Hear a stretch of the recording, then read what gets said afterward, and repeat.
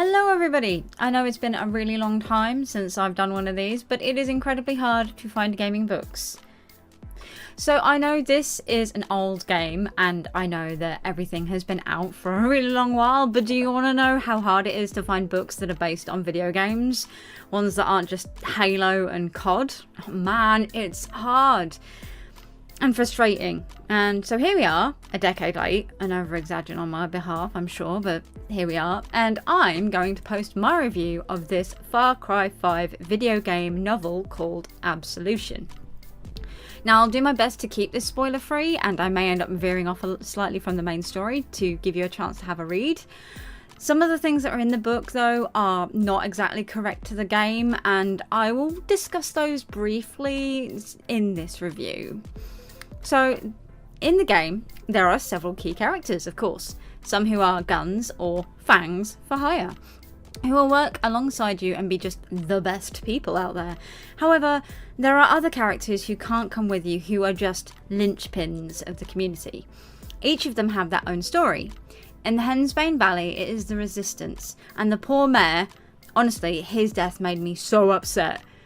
And in the mountains, there's Eli and the Whitetail Militia. His death didn't piss me off so much. And finally, in the Bountiful Valley, with the main city of the county, there is Mary May Fairgrave, the owner of the Spread Eagle Bar, and a woman who has a hard-on for destroying the Peggies. This is her story. Well, her and other couple of key characters in the book, obviously. I was kind of sad that one of the main characters in this book, a Mr. William Boyd, a Peggy, who has been trying to face the horrors of his own life, which now includes the cult that he once serves, is not included in the game. He deserved a place in this game for being an absolute badass and just generally calling everyone out for their bullshit. He does struggle, he is a flawed character, and honestly, he's such a unique person. I was so upset that he wasn't in the game, but as I said, this is a bit of a side note.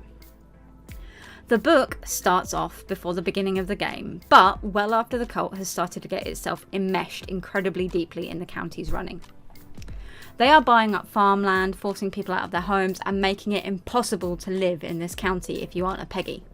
Those that stay are either too poor or too stubborn to move and are either suffering at the hands of the cult or joining it to make their lives so much easier. Case in point is Mary May's brother. He joined the cult a while ago, and after their mother's death, their father heads up to the cult compound to go and get him, to at least talk to him and bring him back down for the funeral. As you can imagine, this didn't go well, and he dies. This is the start of our story where Mary May has decided to take it on his mission and go and find her brother. As you can probably tell, this all goes just a little bit wrong.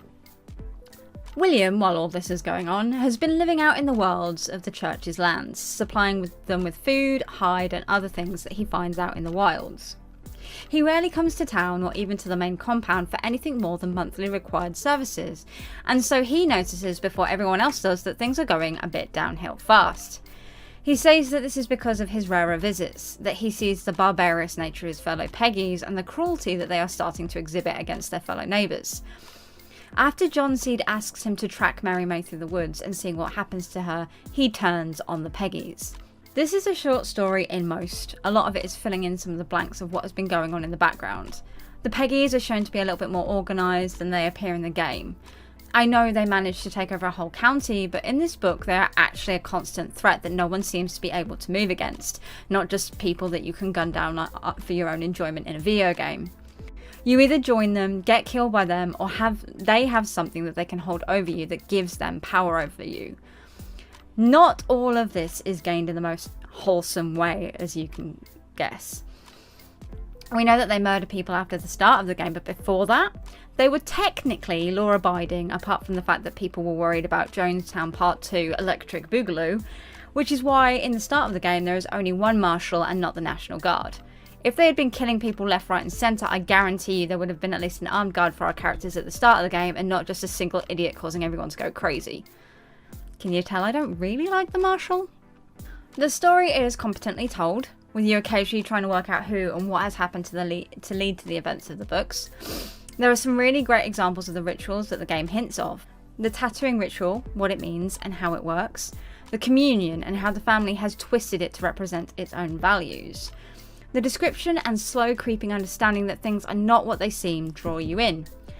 We learn things at the same time William and Mary do, which allows us to feel like we are there with them in the story and makes things incredibly compelling.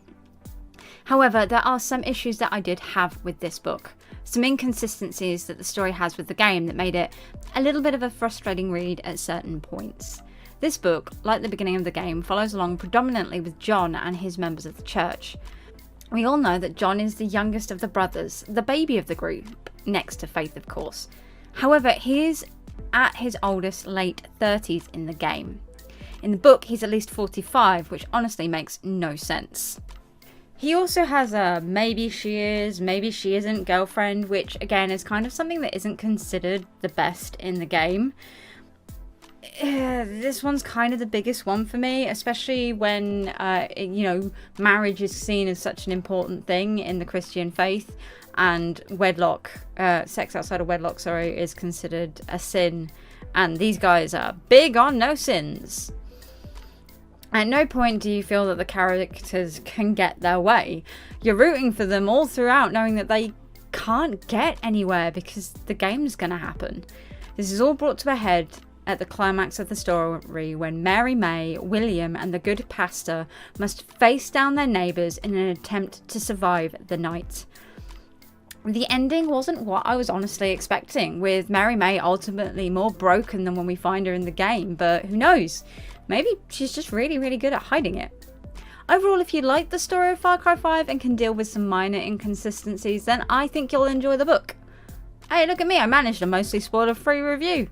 Go me!